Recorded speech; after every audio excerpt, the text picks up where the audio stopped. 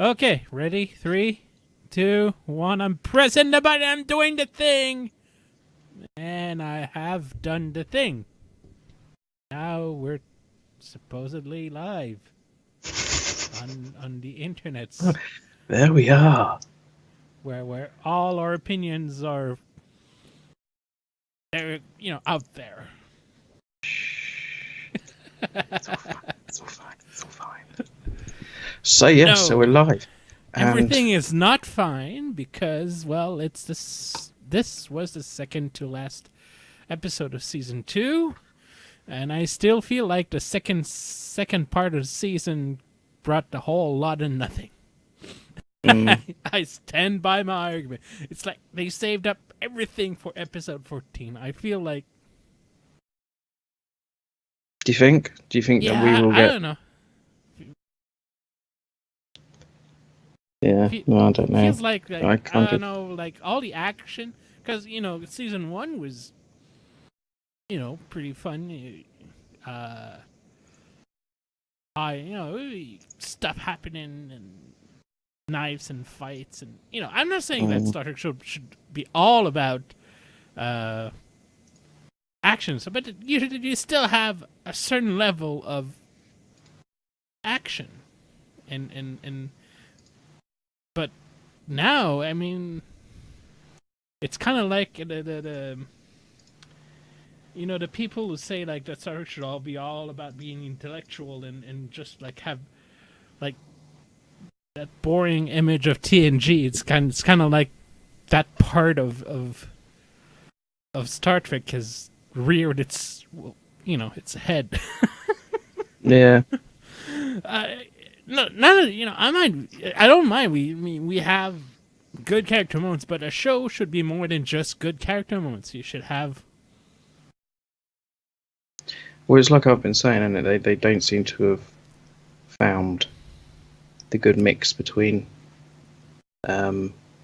season 1 and season 2. It seems to be a little bit too dragged out, but well, we'll see. I mean, I think that they're still finding their footing. I mean, doing a TV show is not an easy thing, and I'm complaining, but I'm still happy. Well, yeah, I mean, everything's changed, isn't it, since season 1. I mean, people make a joke of the amount of showrunners and stuff that they've had, but yeah, I mean, the thing is, but I've said it in the past. They shredded off the last of the Brian Fuller weirdisms.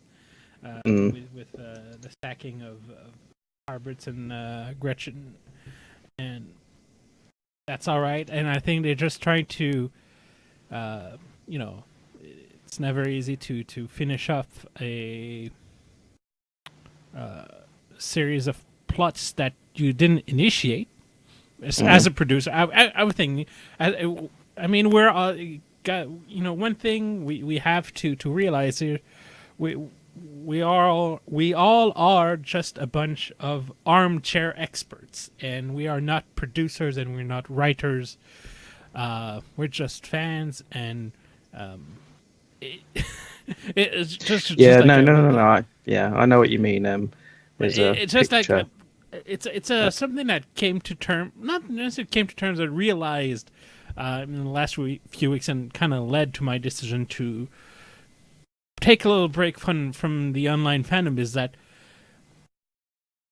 everything, everyone think they're an expert in TV producing, and it should be so easy and should be so that and should be. And while I disagree with the direction of the second part of the season, I can understand that there are reasons for it, and it's not like Shades of Grey bad, and it's not. I don't think anybody. We're not at that kind of season 2 finale, and it sure seems like they saved up all the action for the ultimate episode. But it's not like, I've had kind of weird feeling. It's just like it's all character moments, but the plot is advancing not as fast as I would have liked to, and looking forward to see how everything gets resolved in Mm. 2 days. Well, it's like I said, isn't it? I mean, there is the whole issue with the plot doesn't seem to have advanced as fast as Series 1 had. Yeah. But then, we've still got 2 red signals to find, and things like that. I mean, and they've only got, unless they extend, obviously, it's longer than the 45 minutes. They've only got 45 minutes to wrap it all up, unless they do a cliffhanger to the beginning of Series 3. Yeah. Hopefully we start a clean slate. Hopefully we start with a clean slate at season 3. We'll see about that. I was supposed to say tomorrow, but on Thursday for me, Friday for you. Yeah. But God, it just. I mean, I feel like I'm saying the same thing each and every day. Each and every time we speak, it's like good character moments, but the plot is just going. And that's the thing with serialized TV is once you're engaged in a direction, especially when you have a reduced, I won't say reduced, but when you have only like 14 episodes to tell a story, if you're engaged in a storytelling path that you can't veer off from, and you're stuck with it. You have to go along, and I feel like that's. I feel that's what. Well, it kind of begs the question that because the first 5 episodes were already kind of set in stone, weren't they? Yeah. So it kind of begs the question whether after the 5 episodes that there was a fundamental shift away, or whether everything was set in stone from episode 1 onwards. And I mean, if they're suffering from the fact that they changed direction again,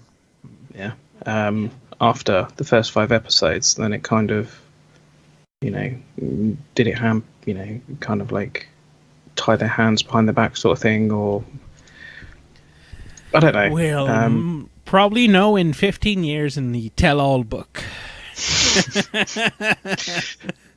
I would say, or a documentary done by Shatner, but unfortunately, I don't think 15 years he will still be here. I don't think so. He's like, he's 88, 89 years old? Like, something like that. Just hold on. Let me just look at death threats now. You wait. He's 80, he's gonna die. He's 88 years old. He was born in 1930. He was born before World War II. Just, I don't think, as much as I don't necessarily love him, I appreciate him. But, we'll see. Anyway. Nah, you love Shatner. Well, I have to. It's in a contract. I have to love him because, well, he's from my part of the country. So. I forgot he's Canadian, isn't he? I'm not just a Canadian, a Quebecer. He's from Montreal. Yeah, don't mean nothing. So yeah, but that was before the French kind of took the province back. So he's from the old school Anglophone Montreal kind of vibe. That's okay. It's part of its time. And he told me he never ate poutine because that became a thing after he left. Apparently. What? You know poutine, right? It's our national dish here. It's like no, because that kind of means something else in England. But never mind. Really? Okay. No. Wow, you don't know about poutine. Like basically, it's just fries with gravy and curd cheese. Oh, so basically like cheesy chips and gravy. Basically. That sounds really gross. Can we talk about Marmite? Yeah, I don't know Marmite. But you see, it's funny because do you know what Twiglets are? No. No. Okay. Yeah, that's pretty pointless. But I will not take food advice from a British man. I will say that. Rude. Although you do have some good TV chefs now, and it's like they seem to all come from England nowadays. To be fair, I mean, I can't really think of anything. I mean, British dish. kind of All stolen neat. from other countries. Kind of, yeah. I mean, like spaghetti carbonara was obviously Italian, but then like in England, it's kind of known to have like chunks of ham or bacon in it, and apparently that's not how it's supposed to Oh, be. it's not half bad. So yeah. Anyway, going from food Going back to back Star to- Trek. Yes. Did you want to kick off the news? Which are... There's not really a lot. Let's see. Let's see the usual suspects. Oh well, there is the Jonathan Frakes interview, which is has some interesting details about mostly that producing for the Picard series is very on its merry way. He's preparing pre-production right now. Basically, basically what he said is that he's waiting for the production for episodes 1 and 2 to start for him to start pre-production, if I remember correctly. And he will be directing episodes 3 and 4, so they're shots in blocks of 2, and seemingly it seems like each director will shoot 2 episodes. So we might have 5 different directors in total. So and he also said that he will come back to Discovery for 2 more episodes for season 3. Episode 3 and then another one later on in the season, he said. Okay, so well, apparently pre-production for Discovery is also going along well. Unlike certain folks on the internet who want what you believe that it's all doom and gloom, no, it's not. So basically, So John Frakes is very happy. He's, they're very happy to be directing. I mean, what more can you ask? I mean, one thing that kind of bugs me is how people kind of elevate him above. Because honestly, if you wouldn't know that an episode was directed by someone, you would not make the difference. I don't think anyone would know the difference. And yet, whenever like he directs an episode, it's like the best ever. I mean, no disrespect, but the thing is, a TV director is so much more limited in what he can bring artistically to a TV show. In a TV show, the producers basically has all the power. As when in a movie, usually it's the director has a lot more creative freedom because, well, he doesn't depend on. Well, depending on like if it's a Star Wars movie or like any kind of a sequelized movie, maybe like a little bit more beholden to what came before, but not as much as in a TV series. And given also the time constraints and all, so I mean, as I love the guy. I mean, I do see that he does like to. Not just him, but like every director, in especially for season 2, like has had a lot of fun with camera work.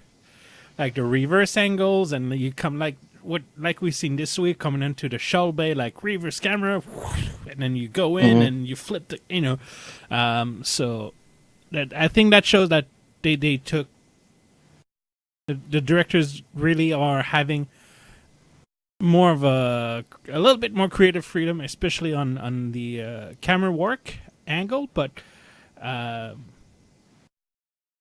I said, most people would not make the difference between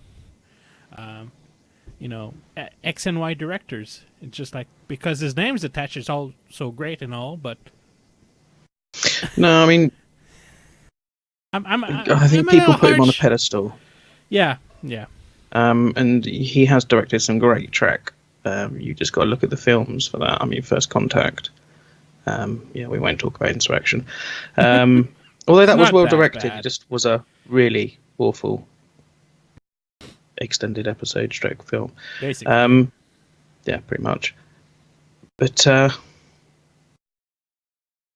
don't really pay too much attention of how things are directed. I pay more attention to the story and stuff like that. I mean, there's some really bad directed episodes and stuff like that in TV.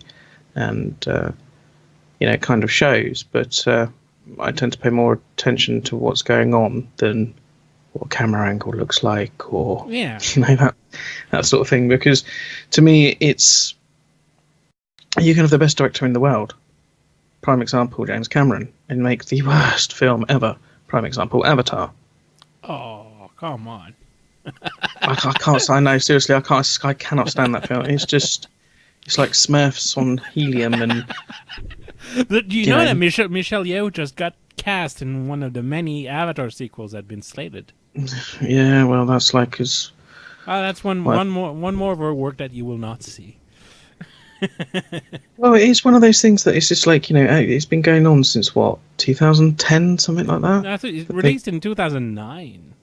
Yeah, no, I mean they greenlit the sequels Yeah, to I it. know, but I think it's kind of like developing all the. Because the thing is, he worked on Avatar since like '97 or so. Like he took a great pause because of other stuff, but I think for the Avatar sequels, I think it's more of a question of technology and waiting for he's developing the next step in whatever he's working on. So we'll see. So it's going to be great visually, but story-wise, probably still going to be Pocahontas on the Smurf steroids. So true. So true. Otherwise, well, there was some vinyl releases, if you're into that sort of thing. The soundtrack to the 2009 Star Trek movie has been released on vinyl for the Record Store Day on April 13th. Only 2,000 copies were produced for the annual event, and not expected to be widely available for this format. So too bad, so sad. They're probably all gone by now. It's a bit harsh. Well, the thing is, I'm starting to take a liking to vinyl, but thing is, yeah, it's still a format that is mostly for collectors. For collecting. It's a joy of going through your discs, and there's a tactile thing with it that I do enjoy. The thing is, it's like Star Trek in general, it's an expensive hobby. Yeah.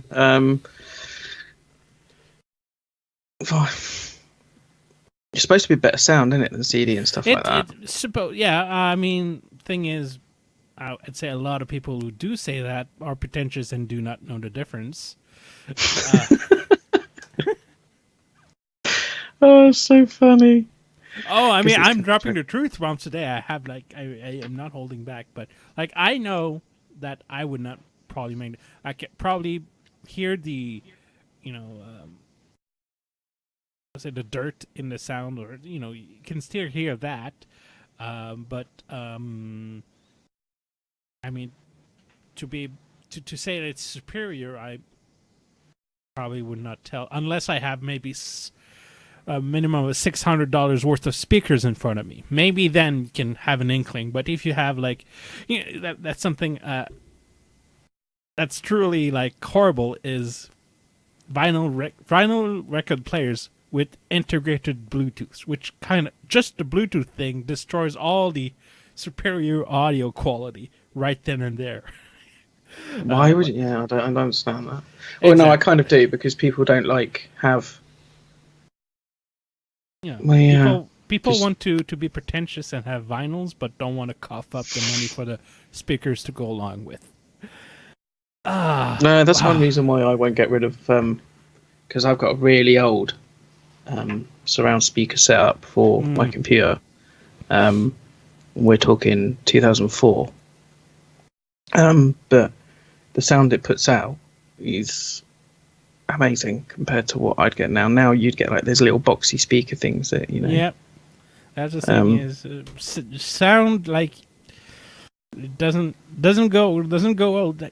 Speakers don't really go bad. Not from my experience anyway. So anyway, we're kind of diverging a bit. Sorry, I'm very, I don't know, something about me these days. I'm But yeah, otherwise, not much. Again, I and I mean, there's had an to, article about how they rebuilt, well, not rebuilt, but changed the look of the Enterprise yeah. on StarTrek.com.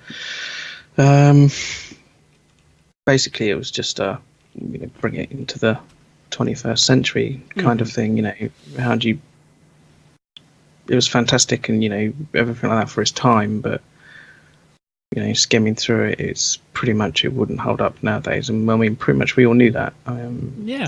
Only the real diehards would be like, no, I must have it. And now James Collier has seen his fancy buttons that he sent to CBS. He has seen them on the screen.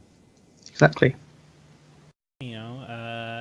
Not the first time he collaborated with CBS, by the way. I think I mentioned that back in the day, but he apparently sent the Sulu viewer when they did the Enterprise episodes, and he was the one who provided like the tactical viewer on on the Sulu console. Apparently he never got it back. Those cheeky bastards. Yeah, well, Eh, CBS, isn't it? They could just well, say, well, we technically own it. back then it was Paramount, so. Yeah, that doesn't surprise me. Otherwise, He had a walk-on role in, was it the 2009 or Into Darkness? he had a walk on 2009. Yeah. So there's that. We've There's covered the Jonathan Frakes. Q conflict number 3 coming out, which I think is the one where they will still like all the kind of Q continuum godly kind of beings in this super mega crossover event with basically every crew except for Enterprise. I think they are supposed to. I haven't read those yet. I think I read they will have to each fight the Doomsday Machine. Yes. Crews and captains Next Gen, the original series, Voyager and DS9 come together to face their biggest challenge yet in Star Trek: The Q Conflict 3. Available March 26th, so it's already out. Written by Scott Tipton and David Tipton. They usually write good stuff, so. Story follows the ongoing clash of godlike beings, with the captains facing off a series of war games that become much more lethal when Q introduces the fifth competitor, Doomsday Machine. The cover artwork is going to come in 3 different types. It's going to have on one, it's going to have the Enterprise E and Voyager.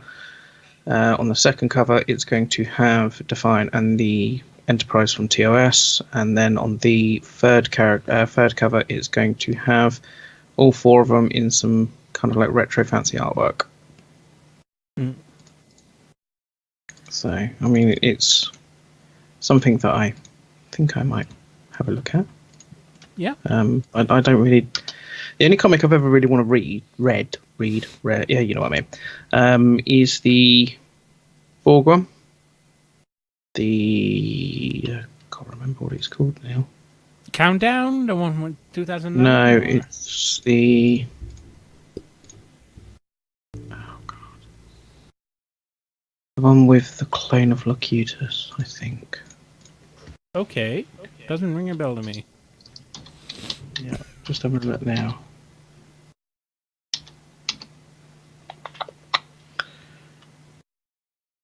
It might not be that one either, because Yeah, no. It's the one with Hive. It's called. Oh, okay.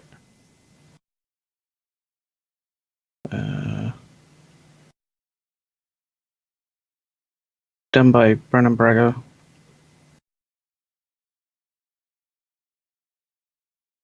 I'm just seeing how many. I think it was 3 issues.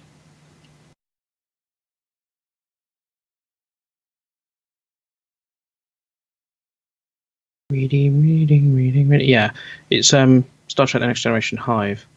It's called. Okay.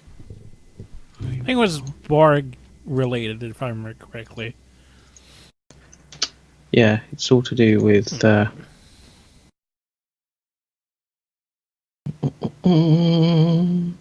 In a distant future where the deadly Borg have assimilated the entire galaxy, Picard and his crew, with some expected allies, must prove once and for all that resistance is not futile. And it's got 7 of 9 on the cover, with Picard, Locutus, and the Queen. Yeah. In other news, if you really want that Ansem Mount as Captain Pike series, well, keep trying to get yourself heard, because that's, Ansem Mount has come out and say, like, if that's what you want, keep harassing CBS about it. They might listen. But do it tactfully. Don't Yes. start harassing them on social media and stuff like that. It's Don't knock at their doors at midnight and yeah, and don't don't be a dick. That's pretty much. Wheaton's law. Don't be a dick, and I think works wonders as a kind of mantra for your life. Except when you have. I think it's still quite interesting that I can't remember if it was Trek Core or Trek Movie did an interview and asked Ethan Peck whether he was coming back for Series 3 and 5, and he said he couldn't talk about it. And so I mean, I think it's possible that something's already in the pipeline, but don't know. Well, they got the sets. I mean, they already have the corridors now, and we have a nice conference room, and we have, of course, the bridge and Spock's quarters that are done. So, I mean, yeah, it kind of makes you wonder why they would build something like that. They wouldn't just do it for 2 episodes. I mean, I could be wrong, because they could, completely repurpose it again, like they've done with the Shenzhou Bridge and stuff like that. But I don't know. It's a bit odd. We'll see. We'll see. I mean, because that bridge is gorgeous, I gotta say. Yeah, I do think the only thing I don't like about it is the thing going around the edge, the corridor. Oh, the outer corridor? Well, yeah, so obviously you've got the main bridge and then the outer corridor. That's why you have the bathroom. But it's not canon. If it's not canon, it shouldn't happen. The thing is, it does kind of make a little bit of sense in the maintenance, the maintenance sense, and so that and the thing is that the kind of domed part is quite larger than on the original model. So they do have the space for it. So why not? And it adds, thing is that I find that it adds a little bit of depth to the set. So one thing I noticed about the Enterprise doors, did you notice how they look very familiar to both Voyager and the Enterprise E doors? Yeah, well, that little thing kind of like in the middle of the door. Yeah, but the thing is, that's the kind of doors I expected to see on Discovery. And the thing is, I was kind of a little bit sad to see kind of like generic sci-fi doors on the Discovery, but they seem to have thing is, I don't know if it's kind of hard to say, like, is it the production team kind of trying to buy some good faith back, trying to say, like, we're sorry, we screwed up, or is it like really voluntary to evolve in that way? And thing is whatever they say, I don't think they ever. Thing is, those kind of things you will never know until like everything's over and they don't give a shit anymore. You mean they're no longer bound by NDAs and stuff like that? Exactly. Yeah. Like, yeah. So we'll see. Yeah.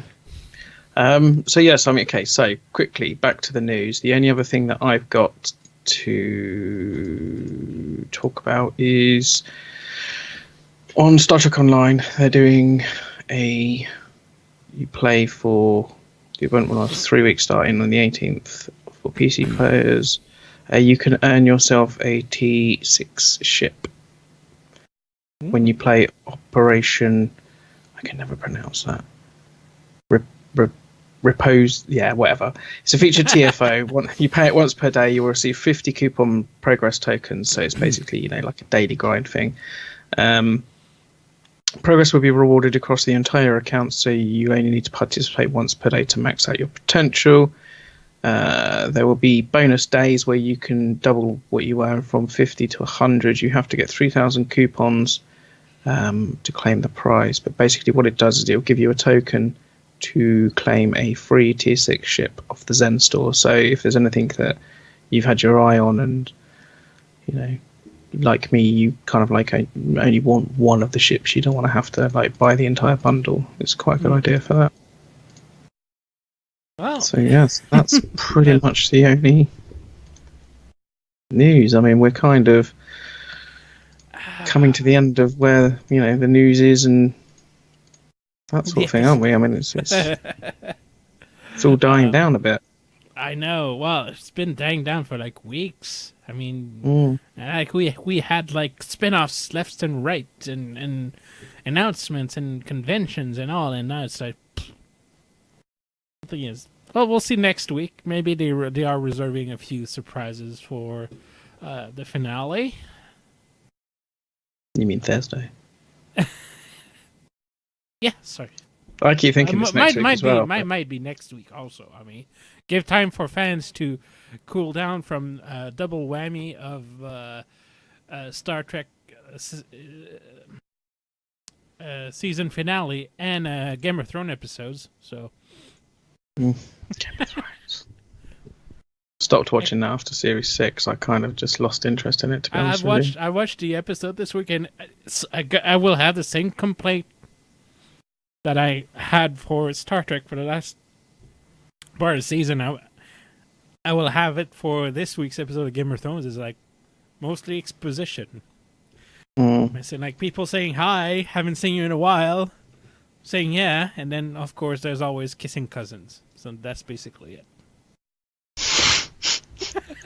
Lovely. Anyway, we're back in the real world. Yes. Yeah, no, I'm just going through the usual places that I find the news and stuff like that, and there isn't anything. It's kind of all dying down and going shh. Mm-hmm. So yeah, but anyway, so we'll go back to done the news. Well, the actual episode. Yeah, basically ship porn and set porn. Yeah, mostly. Because I rewatched the episode earlier. It was predominantly Enterprise, wasn't it? Everything was but the way that they've redone the model and everything like that is a true homage to the original. And I was looking at it again earlier, and there's certain aspects that they've elongated the engineering hull and stuff like that slightly, so it's not squished. But those ample nacelles, I tell you.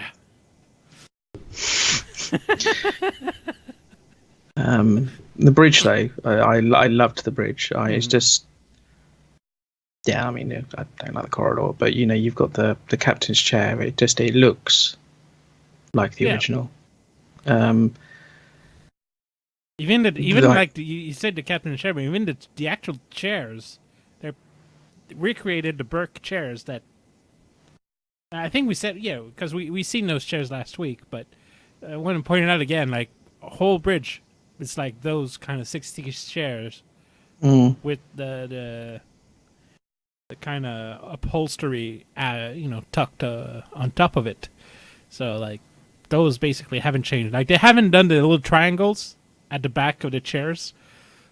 I don't know if it's, it doesn't add anything. You'll probably find that's something to do with the fact that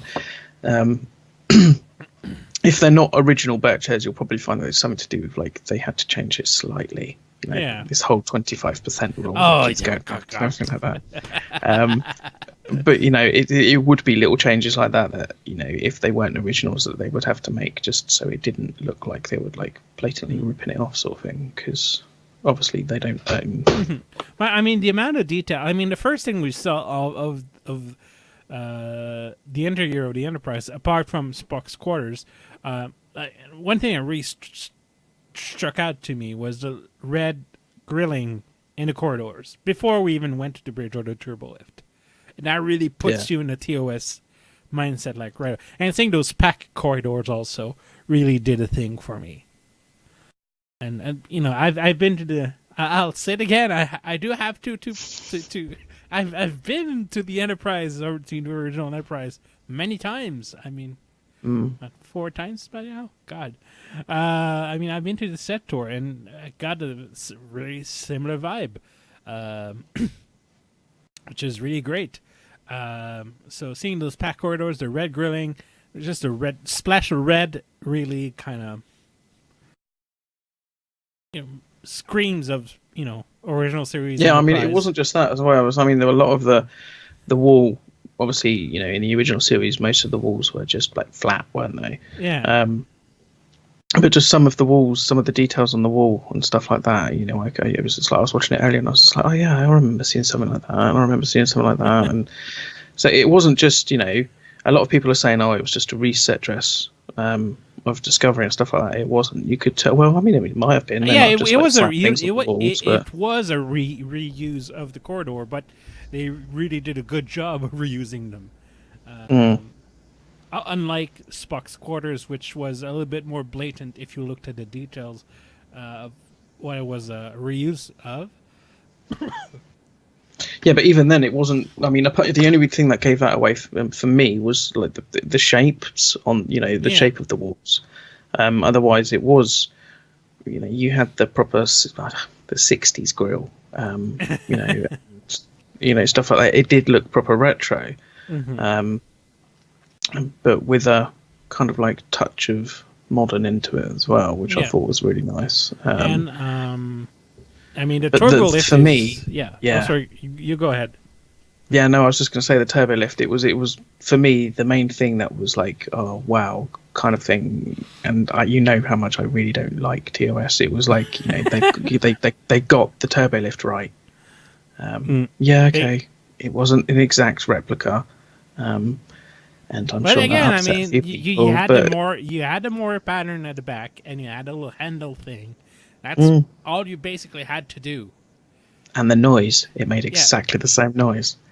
And then obviously when they came onto the bridge, I was a little bit like, okay, yeah, we've seen the pictures, they're coming onto the bridge. And then obviously, it was the ambiance of it, the sounds, and everything like that. It just, everything sounded a lot like the original series. The thing is, you can get away easier on using the exact same sound as using the exact same sets. They still sound a bit corny, but they fit. They still kind of fit. I think the reason why they fitted more, without it sounding out of place. Like prime example was obviously when I first watched the Vulcan Hello and Battle of Binary Stars. There was a lot of Next Generation DS9 Voyager kind of like soundtracks being played there, and it was kind of off-putting. But with this. It was kind of they meshed nicely. The look and the sounds, and I mean they even got like on the plaque. Yeah, you really had to look at it, but like it says Starship. It doesn't say like Constellation class. It says Starship class. They went to that detail of.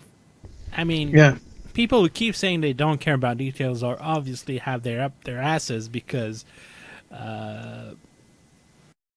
That bridge is a work of love. And to have gone to James Cawley and ask him to, hey, could you provide? Because he had the original molds. And thing is, those molds were just ice cube trays from the 1960s, made out of silicon.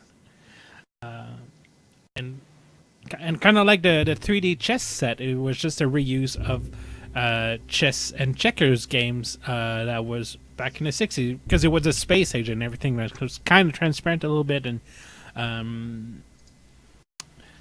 so yeah, I mean, source materials were easy to come by. So James Cawley had them in hand, so he happily produced like, I don't know, hundreds of buttons based from the original molds. You see, what I don't like when people nitpick about things like that is, and they say the only way to, like, they can get it in their head about accepting the way Discovery looks and everything like that is it's another timeline. It's just like, well, yeah, I get that, but then you've got to understand that that kind of goes against everything that, well, for me, that Star Trek tries to teach. You know, growth. Yeah. You know, if you're going to be that, how can you grow? How can you miss that key message from Star Trek? It's about growth, and if you're not going to, I don't want to sit here and preach and say you shouldn't like it, or you should only like this, you shouldn't like that sort of thing. But I just find it kind of hard to get my head around it when people have such an issue with it. It's one thing to not like something, but it's another to take a dump on it. Mm. You can say that like that. I can not like someone's work, but I can still respect the artist. I don't care much for, let's say, Michael Jackson, but I still recognize him as an icon in the industry. Even though, and probably not the best example these days, but no, I was just about to say this. That's kind of not the best kind of example. The thing is, you have sometimes, but the thing is, like, that even though, like, there's the work, there's the artist, and then in between you have your taste. But your thing is, if you're not, I mean, again, it's all armchair designers and producers. It's like, you don't know what's going in there. You don't know the budget constraints, or you don't know, like, the actual, just general constraints. And yeah. Well, I think it's more along the lines of, I mean, regardless how much people wanted it to look like it was, the long and short of it is, it just wouldn't work in 2019. Absolutely. And no matter how many times people say, "Oh, well, look what they did in the Mirror Darkling and DS9," it's just like, yeah, but they were used those for were like one-off 2 episodes. Yeah, and you couldn't. I don't want to preach, but it's almost as if, like, Well, thing is, both these episodes were being voluntarily kind of tongue-in-cheek, kind of like. For in this specific case, I honestly do not see. Like, thing is, I think they could get away in the 90s also for a lot of different reasons. But I think thing is, it was also the thing is, now we've had, like, the reboot movies, like the expectations from the general public is so much higher than what it used to be in the 90s. In the 90s, Star Trek was just, plain old Star Trek. It was like that thing for the nerdy. But Star Trek is now, like, kind of has a higher profile, and has to fight for a place in the common, I would say, like, in the pop culture kind of general knowledge, and I honestly think Discovery has done a really good job at it. And I think one part of it is that it kind of shed off the part of the old cheesy part of what made Star Trek a bit cheesy. And that was, well, yeah, I mean, definitely. I mean, you've also got to take into account that. I mean, I personally would probably have a hard time watching something that looked original series, and even if it looked like TNG and that sort of thing now, purely and simply because sci-fi series nowadays don't, I don't want to use the word cheap, but don't look like that. Don't have that aesthetics anymore. There's that era of even some of the lower budget stuff. It kind of looks kind of like motion picture quality. Now, obviously, yeah, you've got the exception of the Orville, but then you know how I feel about that. Oh, and we both feel about that. But yeah, that's and it's nostalgia, and I think that's one of the reasons why the Orville has been hemorrhaging viewers since the beginning of season one. I mean, it's been on a steady decline. I mean, I think the only time it was up is when they had the season 2 premiere, and then again, it's just been declining. And it's like, why pop bands and stuff like that, especially in the UK, I don't know what it's been like over there. There's been this whole nostalgia thing where 90s and early 2000 pop bands came back and did a tour and everything like that, and a lot of it's kind of stopped now because nostalgia has a place. Nostalgia has like a limited shelf life. People like to come back to it and think, oh, the good old days. But for things to be engaging and finding a new audience, and not just the diehards, things have to be relevant, have to be new, have to appeal to people that. Yeah. I mean, I'm 36, and you probably, if you sat a 16-year-old down in front of something like the original series or the next gen and stuff like that, and then they went away and say watched something like The Expanse, which obviously they probably wouldn't do because of age restrictions or whatever. If they compared the two, it would kind of be like, well, that's. The storylines, if they were into that, then storylines and everything are really still valid and relevant to nowadays. But it was like I was watching series 2 of Next Gen last night, and is it the Delphine? The one with the awful shapeshifters in it, the lesser morphs. Yeah. Even I got a chuckle out of that, and kind of I watched that when it first aired and stuff like that, and the amount of times I've watched Next Generation is uncountable. But even I get little laughs out of stuff like that, especially when I rewatched TNG season 1, and I laugh. I shouldn't, but I guess as we've got older and things have progressed and technology's advanced, we've kind of been spoiled. By And honestly, I think a lot of the refusal to update or upgrade the looks back in the 90s also due to the creatives who were really maybe a little bit too protective of the original series. You had Mike Okuda and Bill Drexler, and it was kind of sacrosanct to them, and I respect that, but at the same time, I think they kind of forgot the producing part in back. But thankfully, it worked back then. But and if Discovery wants to do it, I honestly don't think they could do that. They could pull it off anymore, unless they really made it it kind of like the DS9 did. It would really have to be make out to be this one special event TV kind of thing, as an homage, but it would not be, and bringing the questions, we'll say it again. If they built that bridge, I really hope it wasn't just for 2 episodes. God, I really. I don't. Yeah, I mean, a lot of people. I mean, going back to just quickly touching back on the whole. Could Discovery get away with it? Well, a lot of people seem to think that Michael Burnham's going to go back in time and reset the timeline so everything's going to look and feel like it did. And I'm just thinking to myself, no, it's a bunch of hooey. I think what could happen is that Discovery makes the time jump, and that the Series 3 is aboard a Constitution class ship.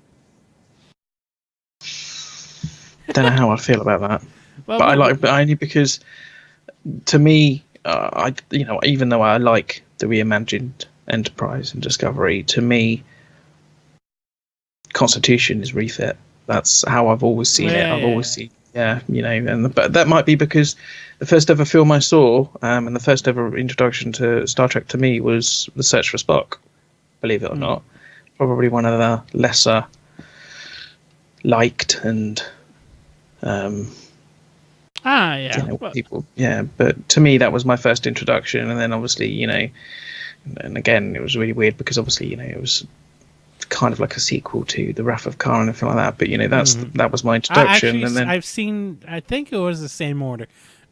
No, I think for me it was like 432.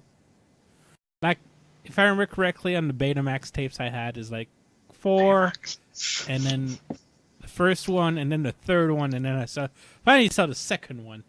But yeah, I saw them out of order. It was weird. And then obviously, I sought out Next Gen on TV and stuff like that when that came out. And the thing is, you could actually understand what was going on. I couldn't. Why? I didn't speak English. I didn't speak English back then. Really? No. Wow. That's kind of cool, actually. Because movies are easily available, like especially back then. Because back then we didn't have like DVDs that you could skip languages and choose your language. So movies came out. It was easy to find a movie on Betamax or VHS in French.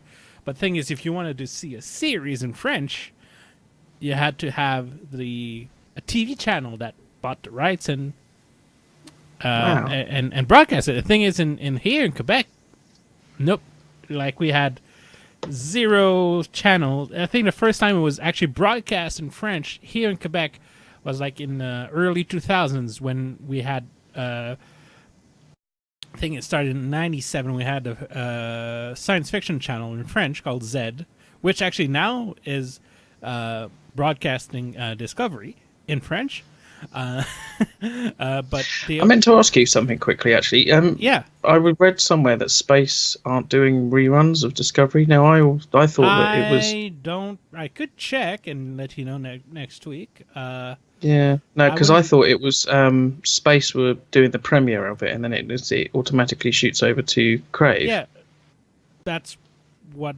But yeah, that makes sense because they're all owned by Bell Media, so it would make sense for everyone to go watch it on Space, and if you want to see it again, subscribe to Crave. Yeah, no, that's what I thought, because someone was like, "Oh, well, they don't do reruns on it," and I was thinking, yeah, but that's the whole point. Like they do reruns like through the week. Yeah, they actually do. I've seen the. Let me just. Sorry, I thought you meant like after the end of the season, but you mean during the week? Yeah. Oh yeah. So they'll air it on the Thursday, and then let me see. They'll rerun it on. Just hold on. Let me see if I can find Discovery somewhere else on. Here. This. Of course, I can't find. Let me. Because I kind of have to go. I kind of have to. 7:30 to 11:30. Because I've seen a few reruns of it, depending on the weeks. See, I have it here on the Friday. At 1:30 a.m. on the 19th. For probably the finale. Let's see. Just hold on. SPs. We've lost our video signal. Oh, really? I think. I'm still recording, so what the hell? No, we're back. Okay. Okay, yeah. By the way, this week's episode, 1 hour and a half on TVs. Starship Discovery? Yeah. Oh, wow. So probably gonna be the same kind of runtime as the first episode. It's gonna be like an hour with that, because thing is that's an hour and a half with ads, with promos. So probably like a full hour runtime, if it's like the premiere. Because I think the premiere also had like an hour and a half of scheduled time on. So I'm just trying to think, because there's normally about 20 minutes of ads there, so probably just over an hour. Wow. Yeah. So basically, feature length episode. That would explain why they wanted to extend it all then. Because then it would be like a 2-hour movie type thing, wouldn't it? But that's one thing I really do enjoy this year, is they are not beholden to the time format. They have gone over for quite a lot of episodes, not as drastically as the first and last episodes, but I've seen like overruns like by 5 or 10 minutes for a few more episodes. So run times over like 55 to 50 to 55 minutes instead of staying with the 45 to 50 minutes mark. So that's great. But yeah, so basically, if we go back to the episode, I mean, there were a few things that people complained a lot about, like the space corridors between the ships, which I personally found really cool. Yeah, that was awesome. I mean, people were like, "Oh, well, why didn't they just transport off and Well, everything like that?" It's just like, but you have to take into account they had a short amount of time to do it, and they wanted to remove all, personnel and stuff do like we that. know, So, like, if there's only, like, let's say like there's only 2 transporter pads on the whole ship, like, you want to really transport 200 people 6 at a time, and with material? No. And the thing is, gonna energy wise, it would, transporting is still very intensive on power, so it makes a whole lot more sense to just extend those corridors and say, oh, but I wouldn't trust those because the force field could go out at any moment. But yeah, whatever. you wouldn't think that they thought of putting backup generators in the system just to avoid that, and that maybe you wouldn't use those in a situation where the ship's power is compromised. So, just saying. No, I thought it was really cool. Especially Yeah, the whole maneuvering to get it to dock and everything like that. Yeah, It was. I mean, Detmer was really happy piloting on that. But yeah, because I'm just echoing a few complaints, but that's what Trekkies do. We complain about stuff without knowing. We give like hot takes without, and then we wait for the magical explanation to everything, and that will most likely never happen because there's no time for that in the scenarios most of the time, and that's okay. Leave it to Eagle Moss. Leave it to Eagle Moss in their books. Yeah, but even those aren't exactly what I would class as very like on, because they've got like what did they? The Prometheus apparently is smaller than Voyager was. Yeah, so it's. I still see get that, the thing is slight plug for because I mentioned that before, but they started releasing actual books. I think they're like collections of the sheet of the like little magazines that they put out every month for the ships. Actually, got right now. I have like basically a book for TOS and TNG ships, and both they're all like information as if it was from inside a universe. Like they're in universe kind of, I wouldn't say books, but there's no like design from like Rich Turnback or anything like that. It's just like plain stats and yeah, I kind of miss whole those fiction. books. And I have 2 other books which are specifically for design. But the thing is, there are whole lot more slated to be released in the coming months. I think it'd be nice to give a shout out. What you mean? There's Star Trek merchandise coming? Yeah. Oh, no, I know, right? You have Star Trek Designing Starships Volume 3, The Kelvin Timeline. So that's another book about really the production point of view about the ships from the Kelvin Timeline. You have Star Trek Shipyards, The Klingon Fleet.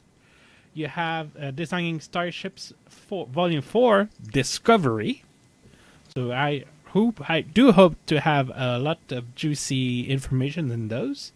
And you will have Star Trek Shipyards Federation Members also. So Federation Members is November 19th, and Discovery September 3rd. Klingon Fleet is June 4th, and Kelvin Timeline is April 30th. So, like, spread through the year. And our 2 other books, Starship USS Enterprise NCC 1701 Illustrated Handbook, due out October 9th, and Enterprise NCC 1701D Handbook, stated to be released on July 9th, 2019. So I do enjoy those books. They're really great. Yeah, And so it sounds like there's quite a lot as well. yeah, It's not just a. so basically, I would say like once, almost kind of like once a month, starting in April. So and along with John Eves books, makes for a good Star Trek reference bookshelf. But yeah, going back to the subject at hand. So yeah, again, I mentioned at the early beginning of the episode, lots of interesting camera work with the kind of spinning, docking maneuver and how they go inside the hangar bay with kind of again with the reverse camera and then I liked the fact that we finally got to get to see some screen time of number one. yeah, And I liked the bit where, as they're going back to Discovery and everything like that, she was like, assumed the shit would hit the fan because she commented like the the fighters and stuff like that. But, I just kind of like, I kind of want to see more. I'm not ready to say goodbye to certain characters that have been introduced. With her, I want to see more. I want, obviously everyone wants a Pike series. yeah. But of course, I would like to see a little bit more of Spock away from the whole dishevelled Spike. Spock. Want to see Spock in his blue uniform and clean shaved. You got to see that before the season ends. I think we will. Yeah, well, given that picture from the Star Trek cruise. Yeah, the picture that I was asked to take down. Really, you were asked to take down? Wow. Yep. Ooh. Okay. I was asked to take it down by certain people and remove it from the social media, Treksphere social media. As some people would say, Senpai has noticed you. Really nice about it. It wasn't a take it down or else or anything like that. It was a really nicely worded message. And that's all right. I mean, some people do screw up in the promotional department. And it was kind of a bit of a shock because I thought, okay, well, have I done something wrong, sort of thing, and just dropped him a message back and just said, yeah, not a problem. And I got like, thanks very much. We messed up, sort of thing. Thank you. It was from CBS or from the. Yeah. Okay.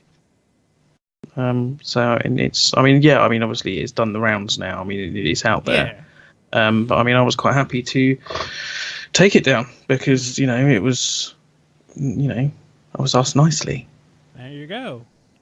But yeah, I mean, going back to the episode, I really, I wasn't sure about Poe in the short Trek, but I think she really grew on me for this episode, and the relationship with Tilly was really great. I really did enjoy and the little how she got along with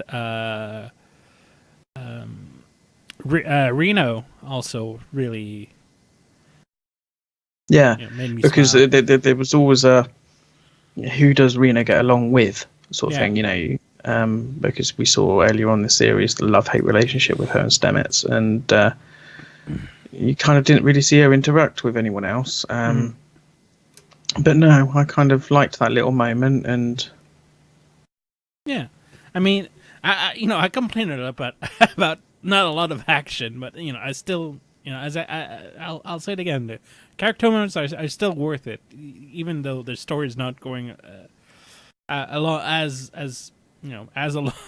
along as I would like to be. But yeah, so there's that. One question is why the remote self-destruct thing, which is because in the history of Star Trek, it's always been like you said it, because first of all, we knew it wasn't going to work for sure. I mean, that was kind of a given.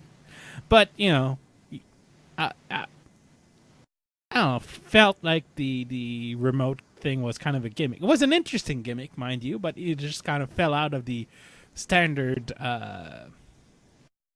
Modus Don't forget, operandi. it's timeline, isn't it? I mean, correct me if I'm wrong. I don't think we ever saw it in Enterprise, an auto destruct. I could be wrong. I haven't The seen only one Enterprise in is years. like we've seen Star Trek 3. And in terms of Was it in the original series? I can't remember. no, but yeah, but in the original series, we've seen it was in the episode "Let That Be Your Last Battlefield," and it was the exact same code as in Star Trek 3. So basically, the generic code that they never bothered to change because it was 00000. Change your That's funny. password. When you get a new router, first thing you do is change the default password on it. Of course it is. If you don't, then you're incredibly. Yeah, so if you get a new starship, first thing you do is reset the damn self-destruct passcode. Thank you very much. But anyway, yeah, I mean, I don't think we ever saw it in Enterprise, an auto destruct. So it could just be something unique to the time, I guess. But it wasn't a make or break thing. It was just something. No, it was just kind of. I would say tickled me wrong. It's just like, oh well, that's a thing. That's new. Thing is, it does kind of make sense, but at the same time, I wouldn't leave. If I was really dead set on having the ship blow up, I would make sure that. Well, the thing is, yeah, because the countdown really did work remotely, so the only way they could have found out if it really worked is if they were in there before it blew up. So Exactly. okay, yeah. So yeah, it was a new thing. So, apart from, I mean, yeah, we kind of like have had a lot more character-based episodes this series, I think, and in some ways it's been a detrimental effect, I think, on the pacing. Yeah, but it's not been detrimental to the series as a whole, I don't think. I don't think so. No, because they did say this series you'll get to know people a little better. And that was a complaint. Was... I think that was because it was a complaint in season 1. Is like it was all about Burnham, and this season was was still about Burnham. Of course, she's the main character, but you did get to see a whole lot more of the other characters, especially Saru Tilly. I think even still this episode, moments between Stamets and Culber. Like he you can see like Culber is kind of feels guilty, but at the same time I think they really starting the moving on process, probably at the detriment of all the Colmet's shippers. Yeah, I mean I don't quite know how to feel about that because it's a unique situation, but Maybe, I don't know. It kind of needs resolving, I think, and if he's not going to the future, which obviously I don't think anyone will, but I don't know. It kind of leaves a big gaping hole in. We were promised it would not end like that. Does that make sense? Yeah, well, I think that we were promised that he would just not die. I don't. They said it was a great big love story, and at the same time, he saved him out of basically as a human act, of course, but still, love still had a great part in Culber being rescued. But at the same time, I think if I wouldn't say I hope they don't get back together, but at the same time. It would still show that it's okay. You can let go, even though you've loved. It's okay to let go, and I think that was the message in what Culber said. Not just Culber, in the interaction between Culber and Stamets. Even though you've loved, sometimes a relationship can be over, but you can still have respect for each other, and I think that's something that I don't know, we'll see. Yeah, no, I mean that's something that they either need to cement firmly that they've broken up, or because otherwise it's going to be left with this awkwardness whenever they run into each other, sort of thing. Because I got the whole, this is really awkward, and it wasn't awkwardness from Stamets. It was more from Kolber that I felt the awkwardness. Well, the thing it is, wasn't. I can understand Kolber a bit. I mean, he feels bad because he feels bad because he stopped the relationship because he doesn't recognize himself in that. But at the same time, he's self-aware enough to know how it's hurting Stamets. And yeah, I mean, he did say as well that he still loves him, but he doesn't know. I guess he doesn't know how to love himself. That was the kind of takeaway that I got from the quick and brief conversation he had with Cornwell. Mm-hmm. It was almost as if, like, I don't know how to love myself. I love him, but how can I show that when I don't love myself, sort of thing. So that's why, I mean, it's kind of. There might be if there's an arc about that next season, because he did say like he would be transferred to the Enterprise. We'll see about that. If like season 3 is all about the Enterprise somehow. It's possible. And Anson Mount lied to us about him not being in the show for season 3. But I hope it's not the last that we'll see of Culber, because Wilson Cruz is a treasure to fandom, and I still would like to point out that I had physical contact with him, so that's good. No, I think one thing I like about him is the fact that he stands up for stuff, publicly. He doesn't, and that's kind of it earned my respect as soon as he stood up for like some of the crap that's been perpetuated and stuff like that. Because you either get people who don't, or they stand up and then they're like, oh no, quickly, and they'll delete something or whatever. To me, the fact that it's still there, you can still see it. You can still basically see that he said, off. Obviously, not as bluntly as that. He's not. He's not a Brit. But you know what I mean. That's, to me, that endeared me to him, to the actor. A lot, because it was almost as if like, well, he's not going to put up with any crap, whereas a lot of people tend to shy away from it, and they don't, it's like, fucking grow a pair, man. That's how I feel. Yeah, well, but anyway. he's an activist, so he will stand up for everything and everyone he feels rightly to fight for. So that's great.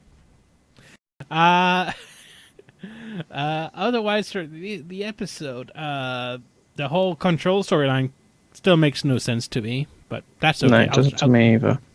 I'll just roll with it. Well, it's one thing I don't understand. He's got to have some sort of basic sentience as it is. If it's doing all this, and it's taking over people's bodies, and it's killing people and stuff like that. Yeah, okay, I get, but.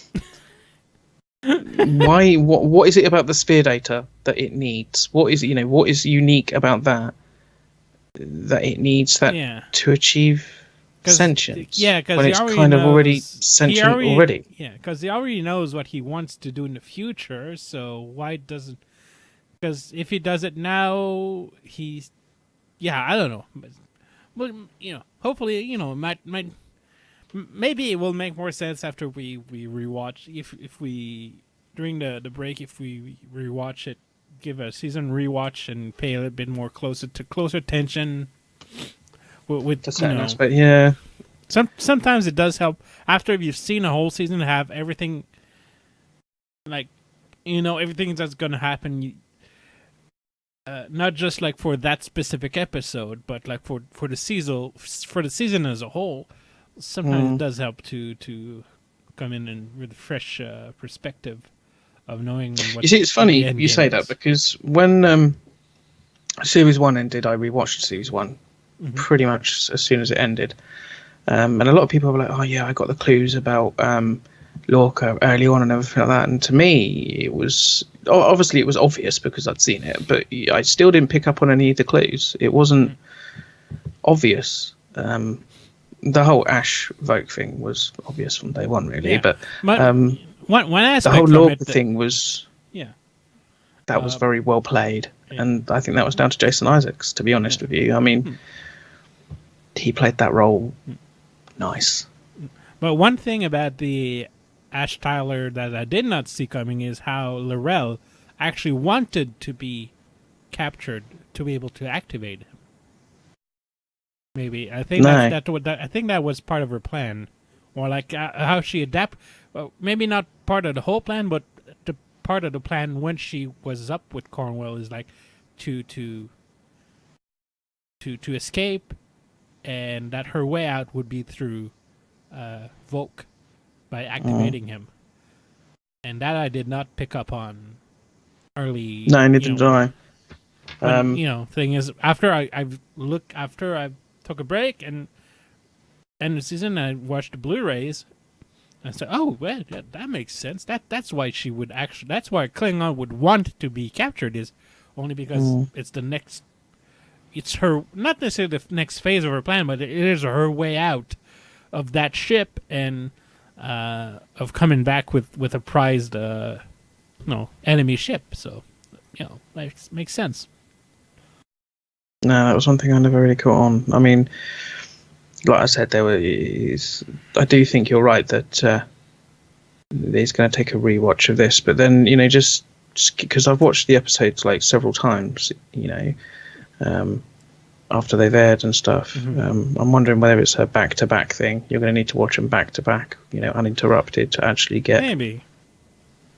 But I don't know. Because the whole control thing kind of came out of nowhere, didn't it? If I remember rightly, it wasn't something that.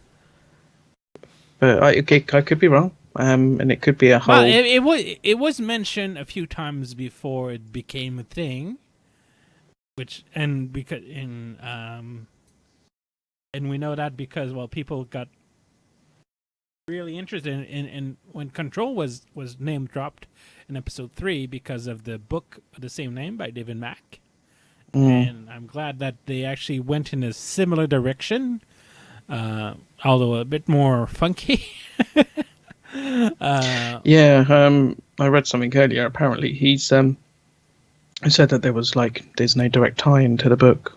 It was just so. But I don't know. I don't know. There's bits and bobs about this series that. The highlights for me so far have been the character development. Yeah. Obviously, Pike. Again, a lot of people do praise Anson Mount for that, but it's like I said the other day to someone, is that you've got to take into account that he's the actor, but he can only work with what he's got on the page. And part of the reason we love him so much is how he's been written. I shall remind you that Patrick Stewart played a poo. So, so yeah. But again, you do know what I mean, though, don't you? I mean, it's like you can't create a masterpiece of art if all you've got is a pencil and a bit of cloth.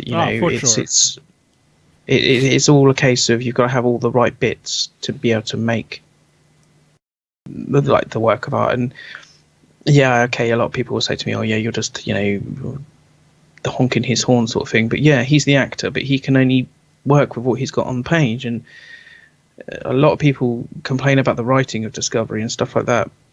But then those same people say how much they love Pike, and it kind of, you can't on one hand say that you hate the writing and then like the character. It's and the same like people twofold. who write really fan wanky theories fan wank. That's my term.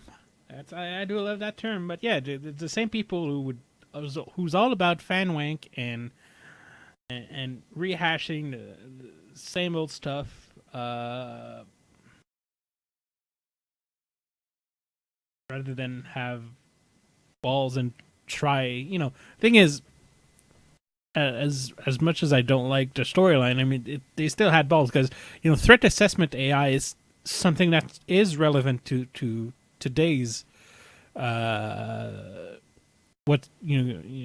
things that are going down these days. I mean, AI research is a big deal these days, and it's taking up a lot and more. It's being a bigger and bigger part of our lives, whether we know about it or not.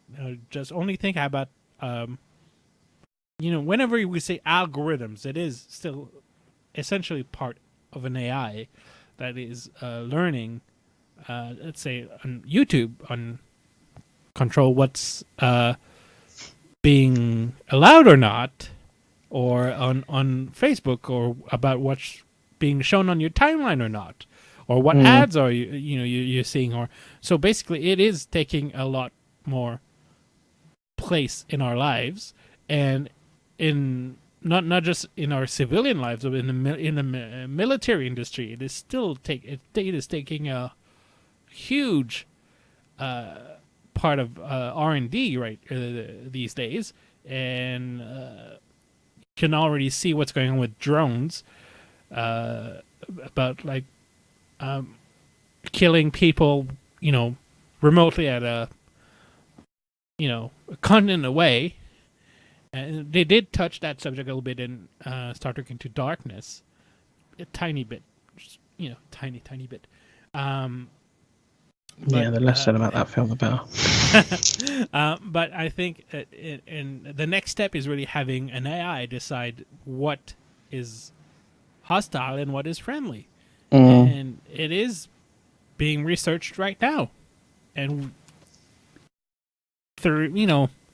I wanted to say 30, but it's probably going to be closer to 10 to 15. In 10 to 15 years, you will have AIs in the military, if it's not going on already, analyzing threat assessment, and because you have the threat assessment part, and after that you have the decision part, which is still currently in human hands. But I think the story, I think what they want to say with season 2 Discovery is having that AI going from plain threat assessment to I'm going to take things in my own hands, Skynet. So basically, season 2 is Skynet. Terminator. Yeah, you even have the time traveling element. Come on. Yeah, no. So moving on to time travel, do you think the Discovery will jump to the 33rd century and stay there, or do you think it might jump to like an earlier part? Because thing is, because when they said 1,000 years in the future, we took it for granted that it was from Discovery's future. But who knows from what 1,000 years in the future they actually been? Because they could have jumped 500 years in the future, and then for X reason abandoned Discovery for a proper 1,000 years. So, yeah, I think that was one thing that kind of bugged me a little bit about Calypso. There was no, I've been here for was it like 900 years or was it 1,000 years? Something like that. We can round it up to 1,000 years. Yeah. It was never, everyone automatically assumed that it was the 33rd, but it could be way off. Yeah, it could be way off. But as to why they left the ship, it could be for any kind of reason. They could have just left it there for Burnham's mother to pick up. Or they could have left it just because they knew the sphere data would not allow for the ship to be destroyed, and they just left it where it would be, safe. I mean, do you really think that they're gonna kill off a hero ship?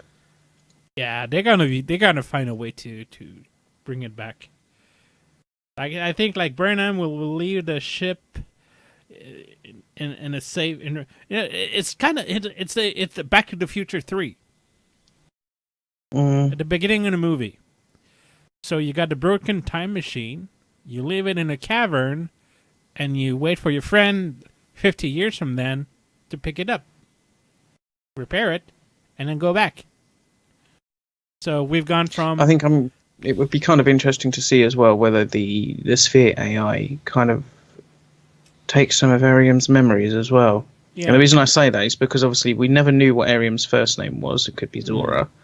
But also, I don't know. And then the fact that obviously in Calypso there was the cameras and the monitors and stuff like that for the AI that had obviously been installed. Yeah. So I wouldn't say that they jump it there and leave it straight away. So it's I don't know. It might But be then I part guess of the. It might be part of season 2's development. Season 3, sorry. Season 3 developments is like how now that they're stuck in a unfamiliar timeline. You had the sphere data gaining consciousness from the ship. That would kind of make sense. You know, it wouldn't be a foreign concept to Star Trek. Can just say that safely. Yeah, but again, you've got to think to yourself: do you want another Voyager? But no, that'd be in Lost in Time instead of Lost in Space. Yeah, so. But I think, yeah, I honestly think it was a mistake to put Discovery in that time frame of the 23rd century. I think they would, but I'm not crying about it. I'm just like, see, that's where we disagree. Really? Yeah, I wasn't keen on it when it first happened, but now there's something about it, and I think that was one of the reasons why I liked Enterprise in the end, because I wasn't keen on Enterprise to start off with, and I remember seeing that and being like, oh god, pretty cool. But it explores, we know a bit about the 23rd century and that sort of thing, but we don't know everything. And I think one of the reasons why I like it is because it flushes out a period of time that we don't know a lot about. People are saying, "Oh, yeah, but there's books out there and everything like that." Yeah, but to me, someone who doesn't read these books, and to be honest with you, I think I've progressed about 5 pages in the Destiny book I'm reading. To me, Star Trek's main thing for me will always be on screen, and on screen I have not seen this period of time. Fine, we've got the TOS and the movies and stuff like that, but then that was one ship, one crew. Yeah. Nothing really, and it was like Monster of the Week sort of thing. And I think one thing Discovery has managed to do is flesh out a period of time that not many people knew a lot about. And now it's in the 23rd century. I'm kind of curious about where it's going to go, and we'll see. Yeah, because honestly, one thing that kind of when you had Ash Style in this episode, you had Ash Style say, "Oh, I can't stay on Discovery. I really have to go." And to me, like in my mind, it says, "Oh yeah, I signed a contract for a spin-off series, and I really have to go there because I don't want to go where you." Yeah, it's interesting you say that because the synopsis for this week's episode, the USS Discovery battles against Control in a fight not only for their lives but for the future, with a little help from some unexpected friends. Ooh. So I have a feeling that he's going off. He's gone toodaloo, and he's going to do what Worf and Martok did during the Dominion War, and we might get to see some D7s in action. Hopefully, yeah, that'd be nice. Because the thing is, we saw one D7. It was, I would say, a big deal in episode 3, but they still kind of made a statement about the D7s and all, and it'd be interesting to see that paid off a little bit, and also just for the ship porn again, still a best thing to Star Trek next to the character interactions. The ships in themselves are characters as well. If you think about it, to me, when the Enterprise blew up in Search for Spock, I wasn't overtly bothered about it. But when the Defiant got destroyed in DS9, I was just like, "What the fuck?" sort of thing. They had the balls to do it, and then they came back with the exact same ship. Yeah, just a different color carpet and a console stuck behind the captain's chair. But but you know what I mean. It's. I guess they could. Well, see, anything's possible nowadays in TV. Let's just say that. Mm-hmm. Well, I suppose when they said they started the series, they did say no one is safe, didn't they? And then, I don't and think yet they're everyone quite is ready to kind kill off Michael Burnham, but yeah, we've been over that. I think everyone's pretty safe. Honestly, I think they can take the show in different direction, but I don't think they're quite there in terms of killing off characters. And I honestly don't think it would fit well with the Star Trek. I wouldn't say message, but they did it with Tasha Yar, didn't they? Yeah, but I mean, going a la Game of Thrones, have the character killed. Yeah, no. There would have to be some big reason. I mean, I think the reason why Lorca was killed off was because we found out what he was and who he was and everything like that. And this season we had Ariam, which was even the thing is she wasn't even that big of a character. Like she got no, but it was a gut punch. Yeah, it was a gut punch. It was yeah. But yeah. Otherwise, I still don't know what Cornwall is doing there on the Enterprise. And a few side notes. That wink between Giorgio and Pike was... I loved that. And I loved her reaction when she came onto the bridge. Ugh, orange. That was just, I mean, whoever's, orange, really. Ugh. He's like, things like that, I'm kind of,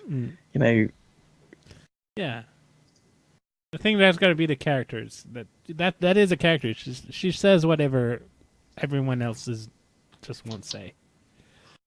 Otherwise, yeah, I mean, the time crystal thing, time suit, we'll see where it goes. Loved Poe in this. I did say that. So, yeah, I mean... So this week was pretty much, ship porn and good character moments and all about the Enterprise bridge and, all about the Enterprise, basically. And I mean, that's kind of like a fair analysis. But yeah, so the time crystal shenanigans, I'm about it. But it was nice to bring Poe on it. It was a nice thing. Is I'm still wondering, like, did Poe? It's kind of chicken and the egg. Did Poe come? Did the idea for Poe come after or before they wrote this episode? I'm a little bit curious. Yeah, I can't remember where I read that now. There was somewhere that they didn't directly address it, but they did say that it was nice that they could bring in a character from the short treks into the main show. But I suppose it also answers the question why Scotty in Star Trek 4 says, even in the 23rd century, we can't do that about recrystallizing dilithium, because if they use her device to do it, and let's say, for argument's sake, she can't get another one. The thing is, in this episode, they did say she was protective of the technology. So she's probably, she. It's kind of like you would share something with a friend you trust, but maybe not with the whole family. Yeah, this is true. So, because maybe one thing that led to what they had in the 24th century is like the idea that it is feasible, and often enough it's just enough for an engineer to know that it is feasible to go and try and do it.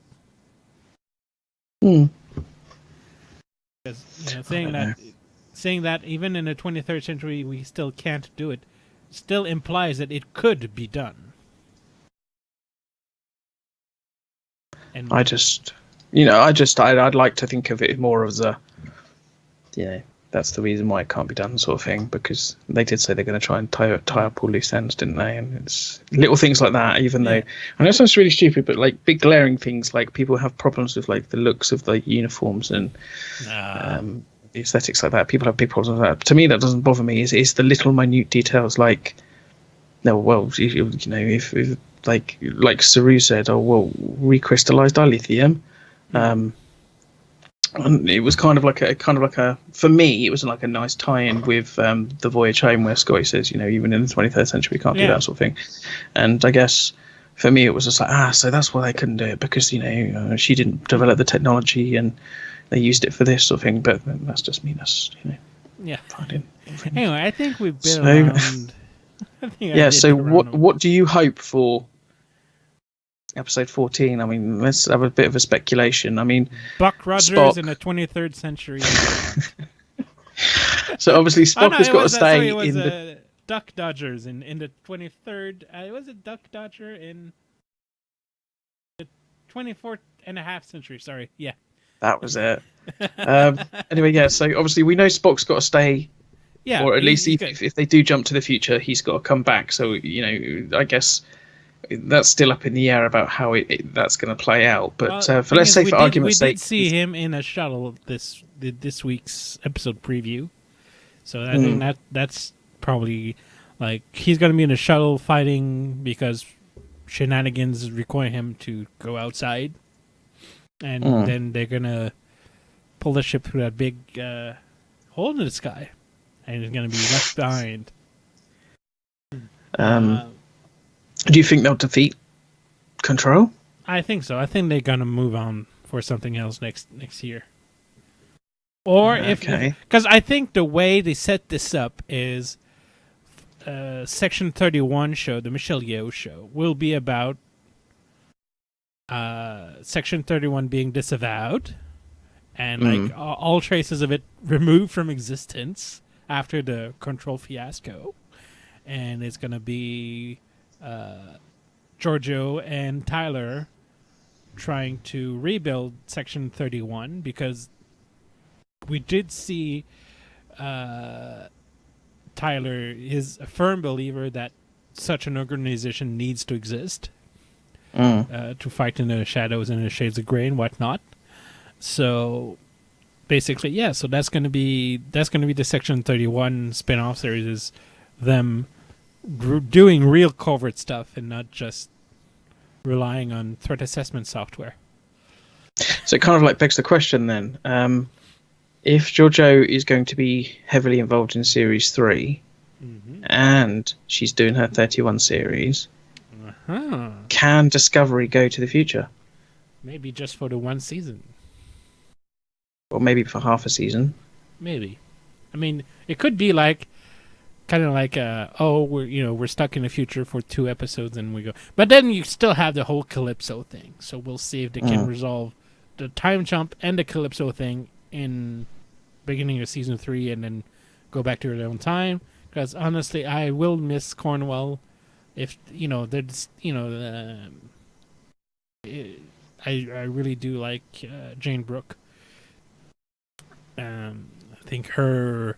Yeah, I mean, you've also got to bear in mind that means no more James Frayne as Sarek, no more Amanda.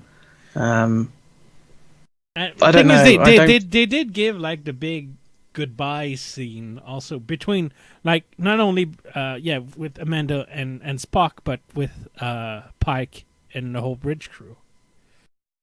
So I don't know if it was kind of a farewell for the actors and for the characters, or because honestly, the scene with Sarek and Amanda was a bit tacked on. It wasn't really necessary. Yeah, I mean there was also a lot of why wasn't Spock there saying goodbye and that sort of thing. So I mean it's kind of, I don't know. I mean, anything's possible, like you say, and I do agree with that. But I don't think we're looking at another Voyager-esque show. No, I just don't. It's there's a lot of this. Oh well, yeah, they need to jump to the future to reconcile the timeline, and then that's then you get people saying, oh well, no, she's going to go back in time and stop her parents dying, and that's how she's going to be written out of the whole Spock future and everything like that. And I mean, yeah, any of this is possible, but to spend 2 years building up a character with that so much of a backstory, do you really think they're going to just wipe it out like that? Doesn't make sense. No, doesn't make sense to me. No, that's for sure. I mean, I can't think of a TV show that they've done that. Nothing really. I mean, what was the most recent thing? Okay, yeah, I mean, they've kind of done it on Supergirl recently, where they wiped Alex's memories of Kara being Supergirl, just using that as an example. But they've never completely rebooted a series in that sense. No. Yeah. I mean, there was I like, think I think Andromeda season 5, but that was horrible. That was like, Yeah, well, we won't even go into that because as that got further on into the series, that just went way off. But I'm just trying to think. Probably the most rebootish type of thing that they've done in TV history that I can remember is like 100 Series 5, where they time jumped like 6 years into the future, sort of thing, and like the whole planet was like destroyed apart from this little green area sort of thing. But even then they had the same characters. It was like the same sort of like there was like a death of one or two major characters sort of thing, but the core team was intact. It wasn't so much a reboot the entire show. And I don't know, again, I could be wrong, and they could be like, yeah, let's do it sort of thing, but I kind of have my doubts, and I find it very hard to believe that they'll spend 2 years building up someone with such a backstory. And no, honestly, I don't think they would.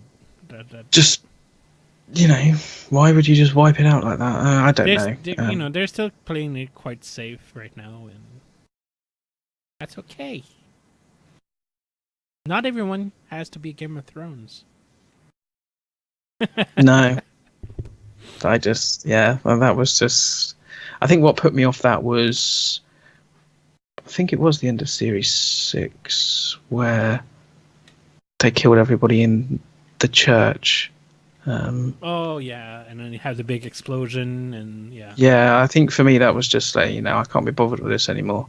It kind of just went way, way, way out there, sort of thing. But it's not for everyone, is it? I mean, you can't like everything. So, yeah. I think that's about it then. Next week, last week? Yeah. And we might have one or two other people with us, which will be quite nice. And I've got some plans for the summer. For some bits to do during the summer, so it won't be like the last thing that I do or we do, because you'll be involved as well. Oh, damn it! I just can't. But no, I mean the whole idea with this was more along the lines of it was kind of like discussing Discovery Season 2 and that sort of thing, and the summer's kind of notorious for like lack of info when it comes to new things anyway. It's kind of beginning and end of year, so it kind of made sense. So yeah, but anyway, I think we'll see, because if CBS has learned their lesson, they might make some big announcement as Star Trek Las Vegas. Now that they have a franchise running with multiple spin-offs, they might take their cues from Star Wars Celebration. Maybe. We'll see. I mean, one thing I did find very curious about Las Vegas is only Anson Mount and Ethan Peck have been announced as guests so far. No one else from Discovery has. Probably just a contract thing. They were announced late last year also, but they were all there. So I think it's just like they have to make sure that they'll be available, and I think the shooting schedule's probably not quite there yet. So because they start in July, don't they? So yeah. So yes. But anyway, until next week. Cheerio. See you later.